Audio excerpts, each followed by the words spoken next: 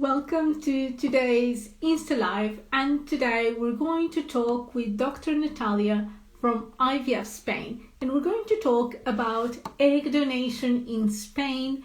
Why is it such a common destination for egg donation? Why is it so attractive? Why do so many patients go to Spain? So we're going to talk to Dr. Natalia about all these questions, and she's going to help us understand the decision that patients make when they are going to Spain for egg donation. How do they make those decisions? Why is it such a common destination? And what does the process entail, the ins and outs of process? And we're going to understand what has changed as well since the coronavirus pandemic, and how can patients still have treatment that is safe and that allows them to grow their families during this. I'm going to welcome Dr. Natalia to our InstaLive today. And we're going to talk about all these interesting topics that hopefully will help you make a decision when it comes to your fertility journey. Hello, Dr. Natalia. Hi, Andrea. How are you today? I'm okay. How are you? Good. Good to see you. Good to see you as well. It has been a long time since we last saw each other. Yeah. And the world has been crazy. So much change, so much uncertainty for our patients as well. But I'm so proud of you that you are working, that, you are not leaving patients that need our help. Absolutely. That Corona is not going to stop us. No, I think we have all learned a lot as healthcare professionals, what patients need and how we can continue helping them. So it's great that we're talking about egg donation, because it's a thing that patients have been needing more and more as years go by. We have seen an increase in egg donation. And maybe we could start with a very interesting fact, which is so many patients go to Spain for egg donation. Why is it such an attractive destination for patients all over the world? It's a very good question. I have to tell you that I received my training in Germany, in Berlin, where egg donation is prohibited by law. And then I had to train in Detroit in the United States. And, we did cycles with patient-owned eggs, not many egg donation cycles. So actually, I came myself to Spain end of 2012, and I learned egg donation here in Alicante, where I was very proud to see a Spanish system where egg donation has been allowed since more than 30 years. So, the more you do one procedure, the better you're getting. Egg donation in this country is anonymous, means we can only tell you age, blood type, nationality, color of hair, color of skin of your patient, of your donor. The donor, I always, simplify it, and I always say that your donor has to look like your twin sister, somebody who looks like you, has the same color of hair, color of skin. So when the kid is born, the same body shape. So when the child is born, it has to fit into your family. A lot of patients, especially from UK, have some issues about anonymity, because there's law differences between us, Spain, and UK. Having, a strong American background, I have seen patients who were given a choice. In America, you can choose egg donation, anonymous or not anonymous. And when somebody decides anonymous egg donation, we have to support this choice. And we then have to teach a patient, a family, how to communicate to themselves, to the child, and to the society where the child is from, that we cannot keep it as a secret, and you having, a psychological background, better than me, that Professor Erickson wanted us to close successfully certain stages of development in our lives, and our identity, and our primary support group. Primary support group is my mom and dad. These are the people that I always will have there to tell me the truth. It has to be clear between 0 and 10 years old. And this is the moment where we, teach people that at the age of 3, 4 years old, if you tell the child that the kid is from egg donation, will not understand it. But if you say, listen, you read a fairy tale, one day you read about Cinderella. The other day, you may read that you met a, stork in Alicante, and he gave you an egg of a student, okay? And this is where you're from. And this is something that is interesting, that we have to speak like, the same language to each other. Then, I hope one day the COVID will be gone. I hope soon, and then I can go back to UK. I loved my, patient meetings in London. Yes. So when you organize patient meeting, of course, you meet new people to make it happen in their life through egg donation. But also, old patients are coming. Okay. Are bringing you indecent amount of chocolate. You cry with them, and and you laugh with them, and they bring their children. And then, when you see these children from egg donation that you made them in Spain, but we are back in UK. You are proud of yourself, of your team, of these people, of these parents. Yes. That they trusted you, and here are the fruits of our job. And then when the children are 8, 9 years old, when we have a patient meeting, they play together, and we do not discriminate anybody. We do not say, oh, you are from egg donation, or you are from PGDA, or if you are from natural cycle. We do not say where you're from. You are from Alicante. You are here through assisted reproduction, and this is the unique system that is allowed in Spain since many years. Law allowed for anonymous egg donation. We started going abroad. We started having patient meetings, before COVID live. Now we have everything online. And then for us, it's also very important that the patient say what they want. So they receive from us paperwork where they describe themselves. They tell us what is important for them, which characteristic of them the donor shall have.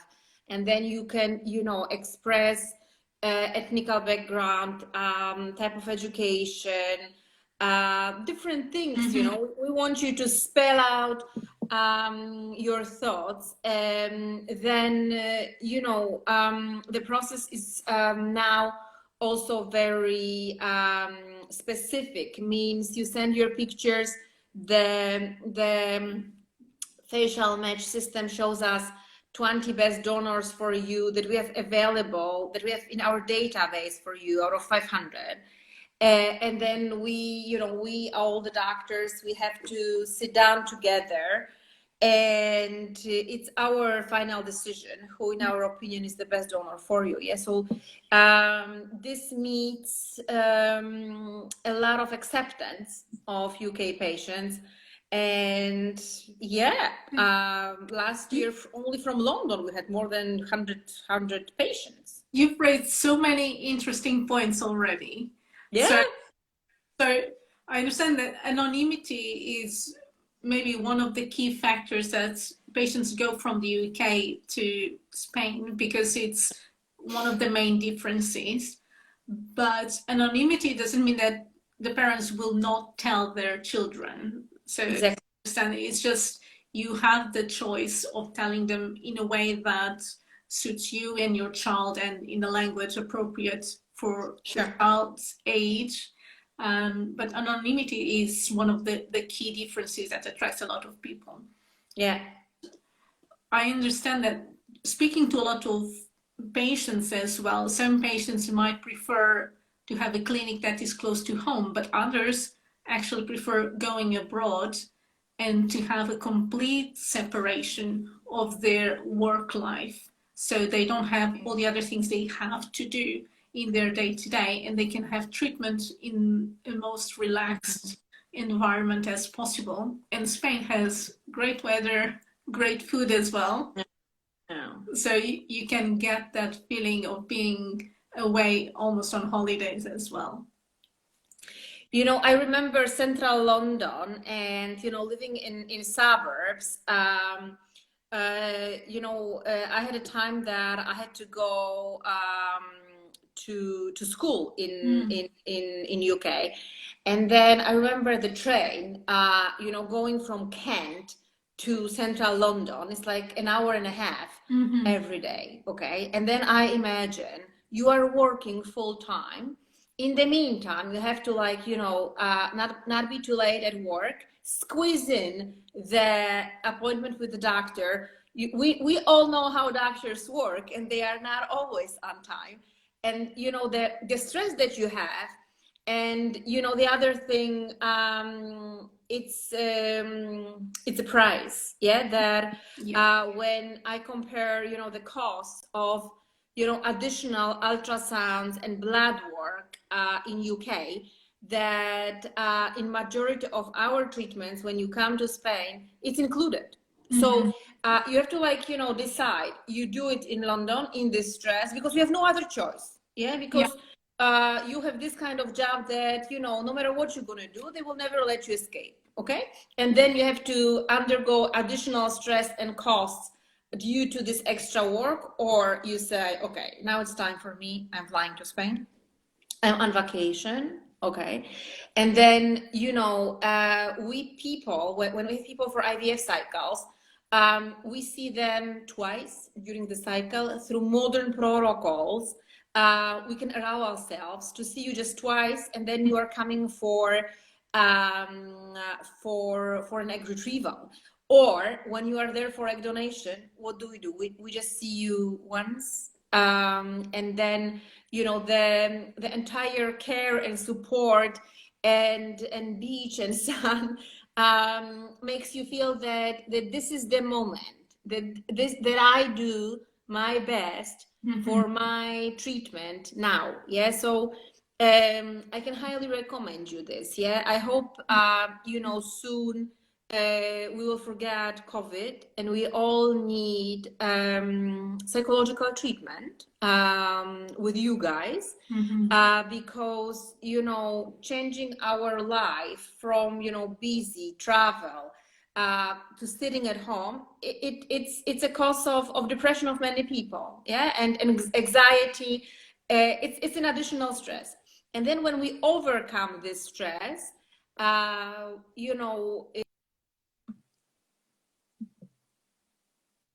treatment.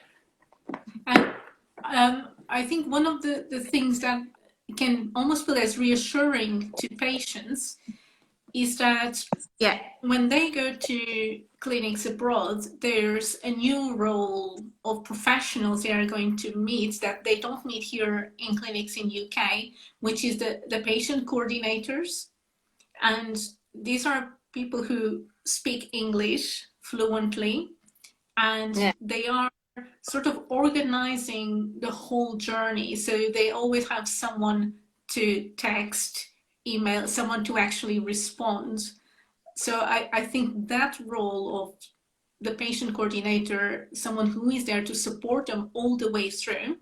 It's not like you book a hotel through booking.com and you go on holidays and you do everything yourself. There's a structure, a treatment plan, and there's people supporting you all the way through. So I think that's also something that can be very, very appealing for people who feel maybe a bit lost and don't know what to do, knowing that there is a team of people who can speak their own language and will be there for them before, during, and after treatment. Yeah, it's a very good point. Actually, patient coordinator, it's an American invention because we doctors specialized in gynecology. Some of us, we do also still like general gynecology and obstetrics. And then some of us, we do reproductive medicine. So we have a lot of roles. And the most important role is that we do not do mistakes in operating theaters. Okay. And then that's why, the clinic, IVF Spain is organized this way, that you have a first consultation with us.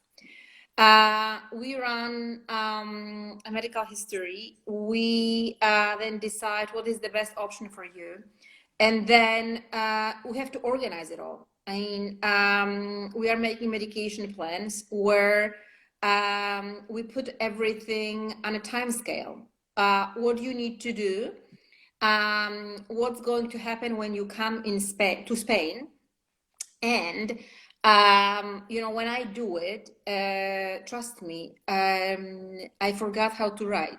I speak basically 5 languages fluently because so different, professional and business development stories. Yeah. But I give, a medication plan with a medical history to the assistant. And this assistant types it in. So basically she, expresses my thoughts in UK English. We have also, German team, we have also French team, we have also Dutch team. This person speaks and writes in your mother tongue. And then this person is responsible for your communication. And this person has 24 hours to answer all your questions. If this person meets any communication issues with you, only then, we are jumping out of, our operating theaters. And then we have scheduled an appointment with you to clear things out. Otherwise, if I start being patient coordinator and answering your questions, I can forget operating theater. Yeah. So this is the price that doctors pay, that they are professionals, that I have to have an assistant. I have to have a coordinator that, coordinates my patients and my professional life. Yeah. They put patients on the schedule. They know. In the morning, we have a block of operating theater. In the midday, we have a block of transfers. In the afternoon, we have a block of new patients. And then in the late afternoon, we have a block of phone calls and Skype when patients have negative results or if they do not understand something. There's no other way to organize it. And it's good because patients get an answer quicker as well. Sure. And if we go back to the donors, I think the fact that in the UK, there is a waiting list for donors, but in Spain, there's a lot more donors. What is the process for donors? What kind of tests do they go through, and where do you get them from? Okay. Where do we get them from? There are 2 ways in which we are looking for donors. Of course, the communication now, when I see, Professor Kotler, the godfather of marketing and communication, strategical marketing, we saw the best during COVID time. It's not working. You guys, the younger generation, you are queens of social media. You are everything, where do we look for the information for? Online. Okay. So you have to have online way of looking for your donors. Yeah. And then, there are different strategies to grow this kind of communication. Yeah. People tell about their personal positive experience. And this is, the beauty of Spain is that you not only have a communication online, but also doctors who have full licenses here. We have to speak fluent Spanish. Trust me, when you learn a foreign language when you are, young, before like 30, it's easy, but after 30, it costs me. Yeah. But, you know, you go to the university and you speak to students, yeah? And I remember in Germany, before the reunion, my parents used to teach gynecology, and they used to speak to students that they have to have safe sex, that they have to use condoms and birth control pills. So this is the heritage that I took over. But you know, it's an obvious now.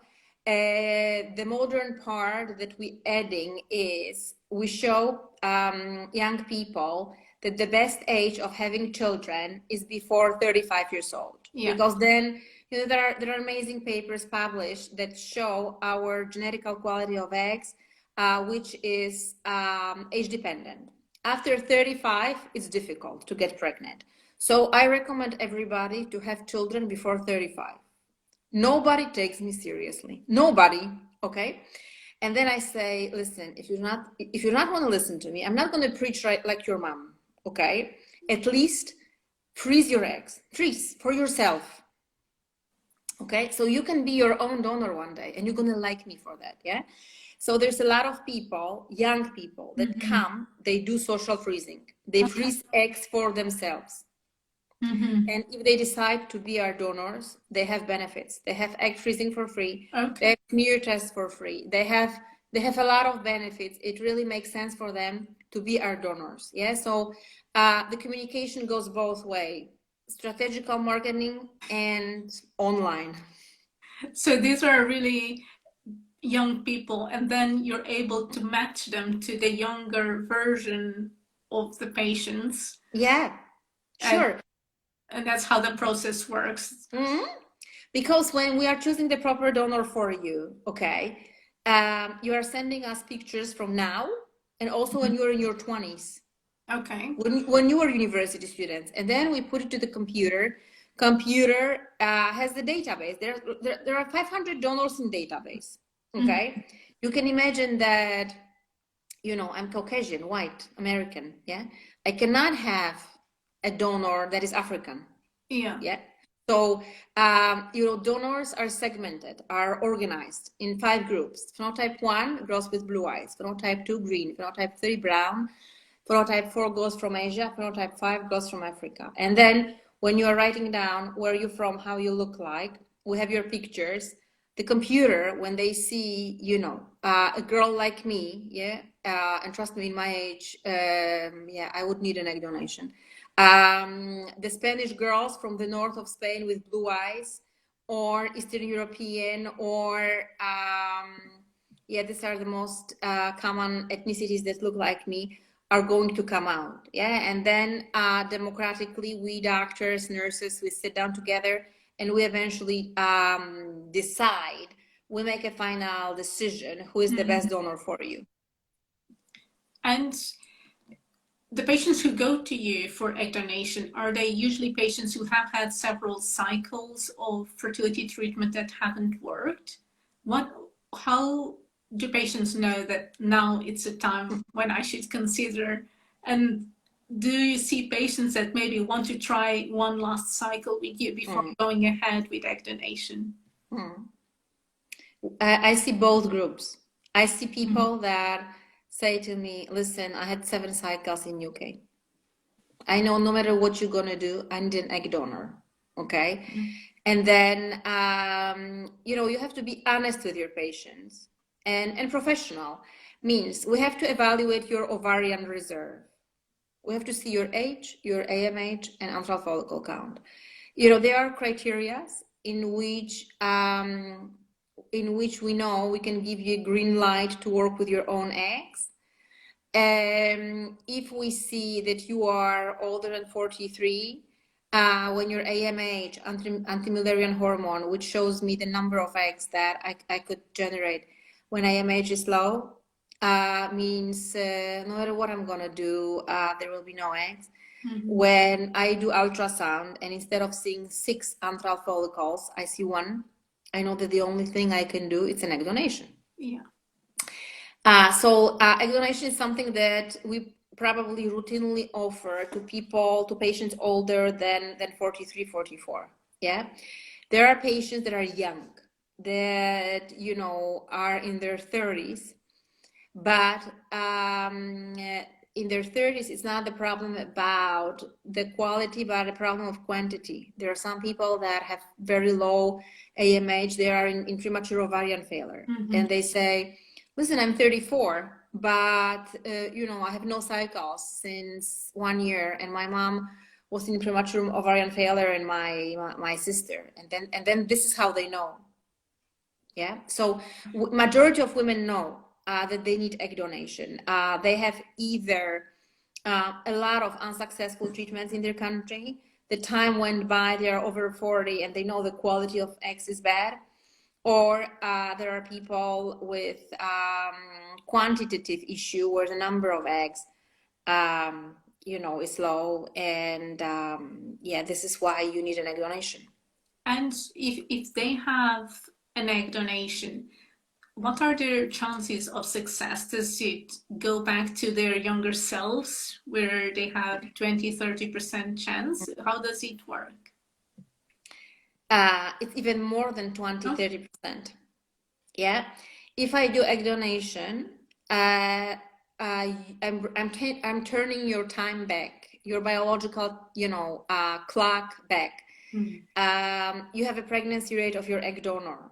Only thing that I care about is your lining, endometrium. So you have to make sure that there are no anatomical issues. So we scan people twice during the preparation to egg donation. If there are issues with recurrent implantation failure, we perform uterus lining biopsies for receptivity.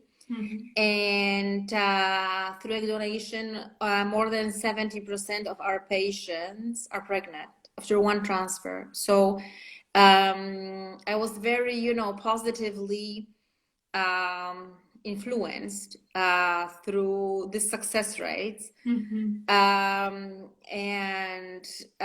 Yeah, I always thought, you know, I'm gonna stay 2-3 years in Spain and I'm gonna go back home, but I see, you know, that there is such a big necessity of European women who are smart, who are very well educated, who spend the best age of their fertility at schools to be this who they are. Nobody taught them at this time about social freezing, about freezing their eggs, and I think this is the obligation of our generation to talk about it.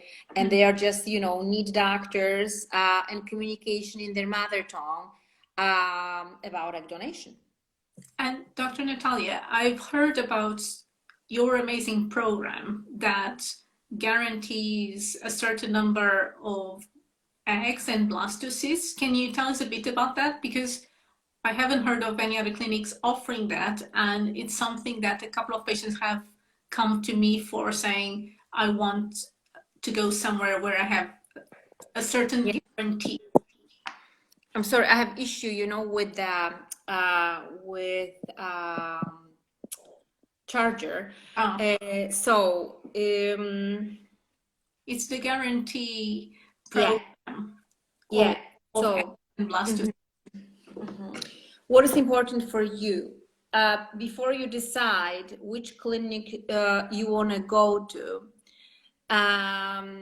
You have to see what offer do they have, and then you know, in IVF Spain we have programs with embryos on day 3 of development, but you know, day 3 embryos, the pregnancy rates are the numbers that you mentioned, 20-30%.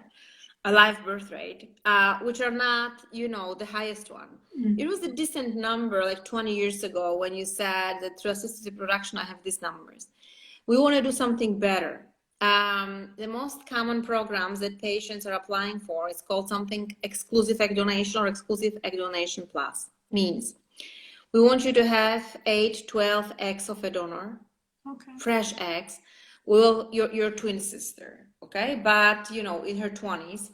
We will fertilize it with your husband's sperm. We will wait for embryos to develop to day 5. And day 5 embryos are called blastocysts. there's a huge difference between day 3 and day 5 embryos. Day 5 embryos, the blastocyst, have 200 cells. So if somebody makes a jump from the morula, from embryo on day 3 to the blastocyst, embryo on day 5, only the strongest embryos are going to make it. Yeah, these are the winners. Yeah. And this is as cruel as it is. Everything else is not going to survive this competition. So the clinic would like to guarantee you 3 or 5 embryos on day 5 of development. Okay. And then if I transfer 1 blastocyst to you, there is a 70% chance that you'll be pregnant. If it works, amazing. If it doesn't work, we want to have embryos frozen for you. So you can always go back for frozen embryo transfer. And then, especially you guys from UK, you are a little bit reserved, not saying afraid about frozen embryos. So in decent clinics with good lab, the post-towing survival must be 99%. If not, you can close the business. Okay. Yeah. So we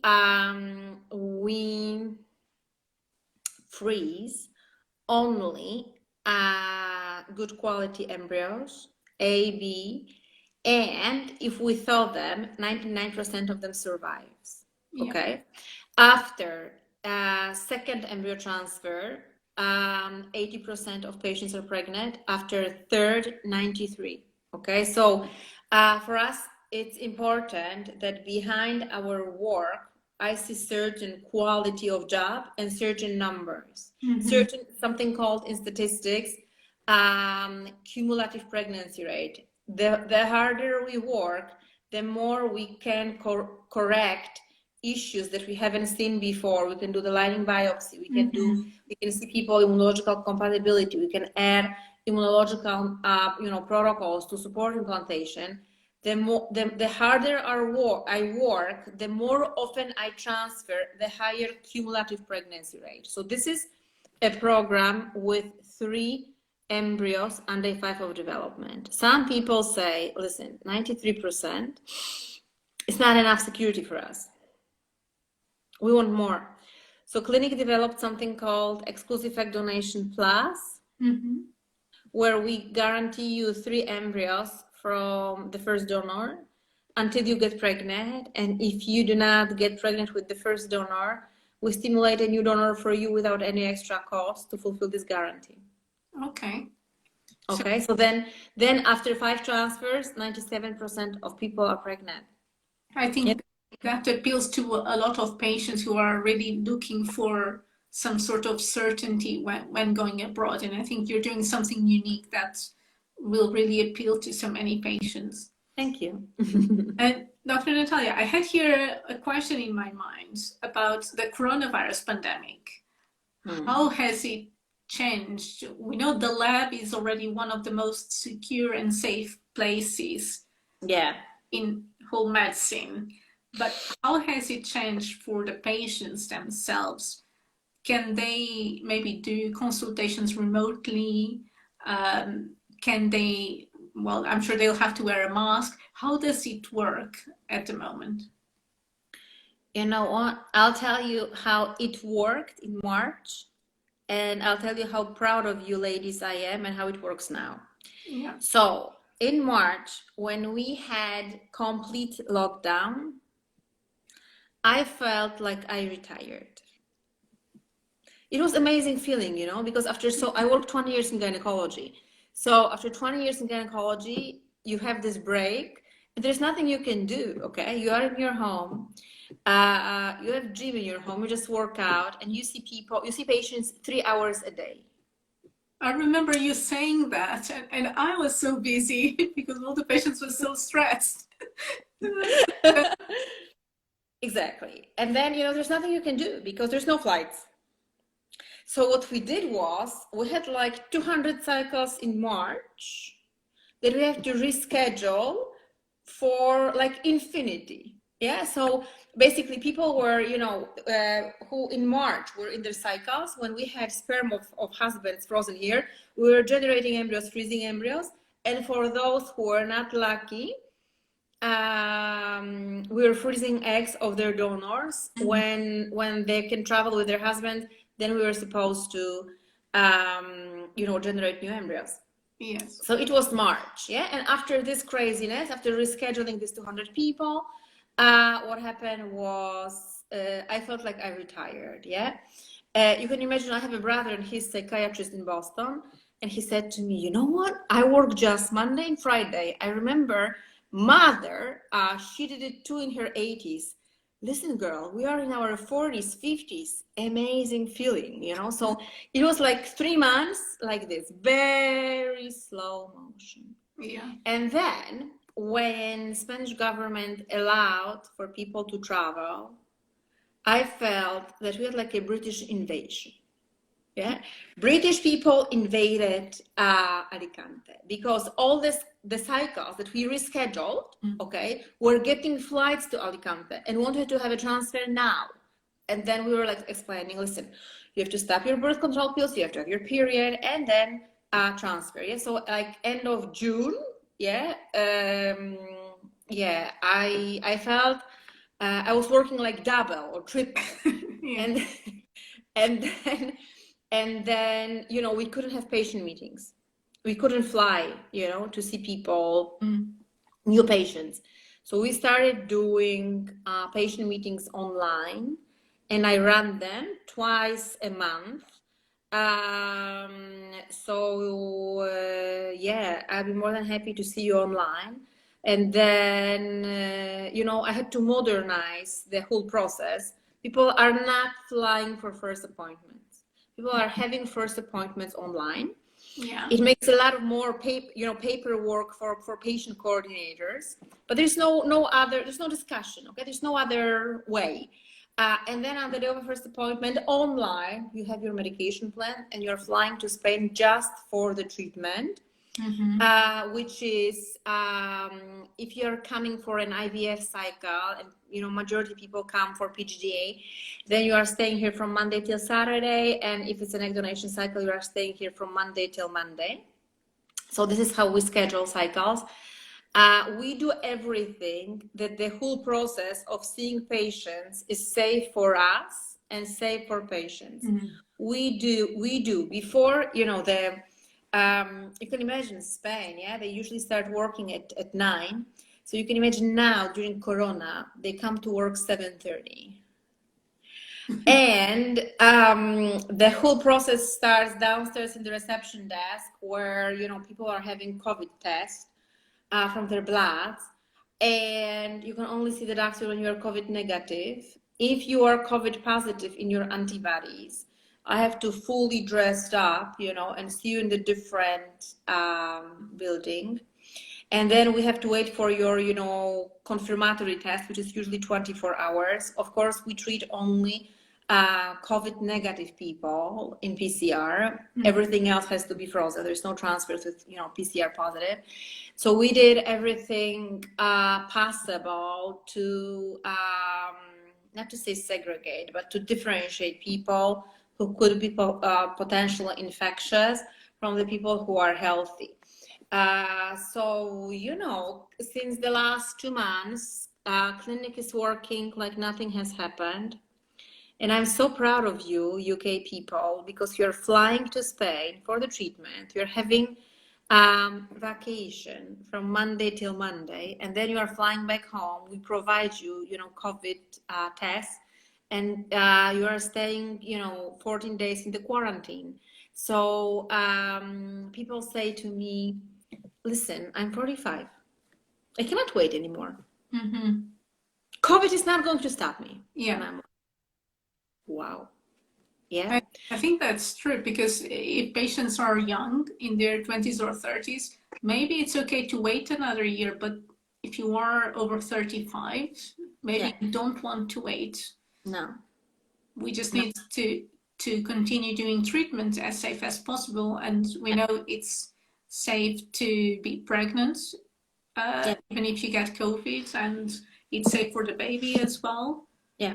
As far as we know. So I think life needs to go on, because it seems to be safe for everyone.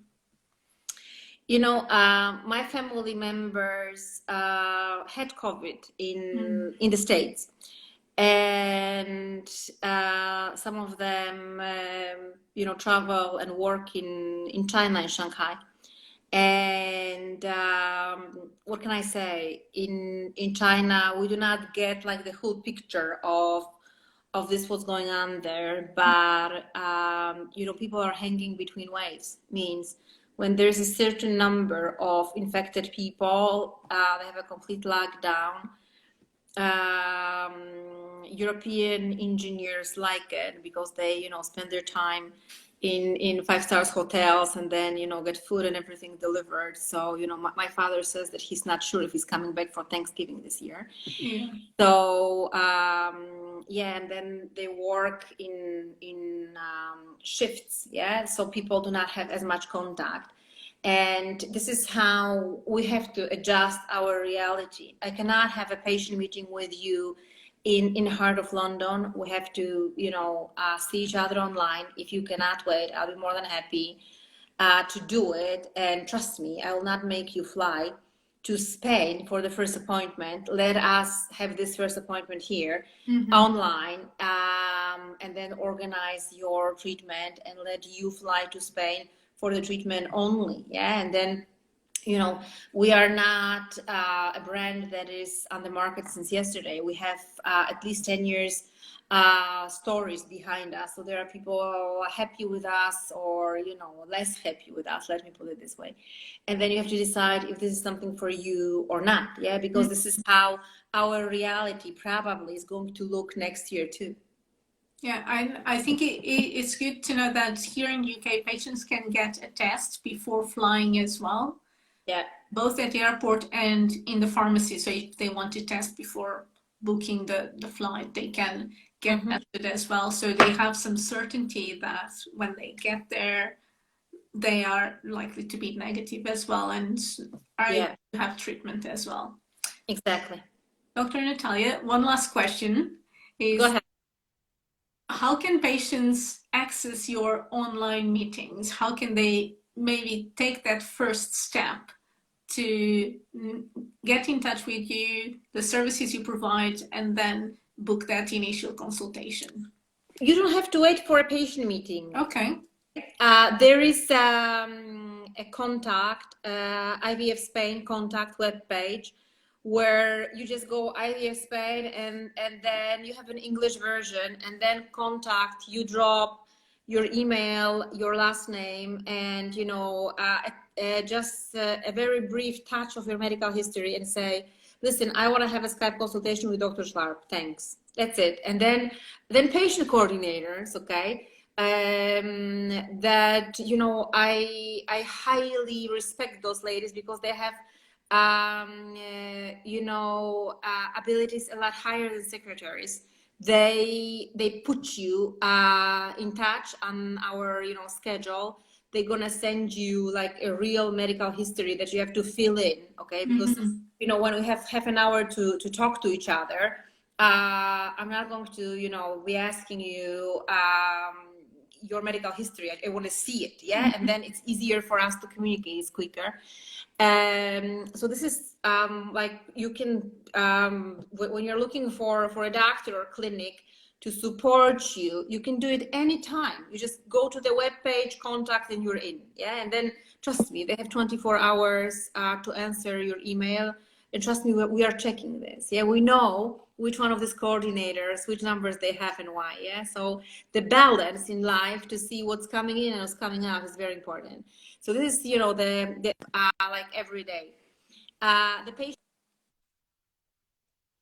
meetings we organize twice a month, and then girls medical marketing department, they do promotions on Facebook, on Instagram, on Twitter. So I do not have webinars anymore, but we see people online. You just have you send your medical history, and then we have half an hour on the meeting to to talk about what you need.